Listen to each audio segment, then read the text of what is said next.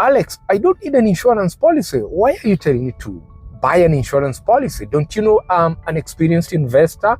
I know how to invest in the money markets. I know of existence of money market funds, bonds. I know I can buy real estate, rates in the capital markets also.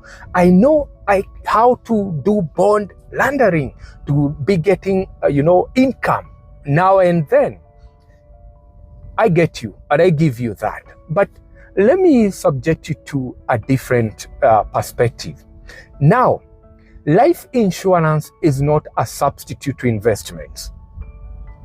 Are we together? Life insurance is not a substitute to your investment portfolio, but it's an additional asset that you need in your investment portfolio.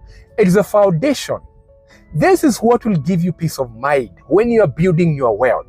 If you are an experienced investor, remember, you are an experienced investor who is investing in future. We are depending in future returns. We are depending that our plan, which is very strategically set, is going to get to fruition in 10 years, 20 years, and I'll have all the wealth that can leave for my children or my dependents.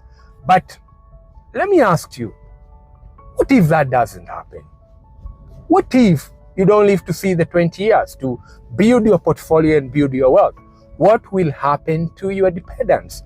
That's why you need a life insurance to safeguard them. It's an alternative. It's your plan B that you need to have, that in case things go wrong, you are well secured.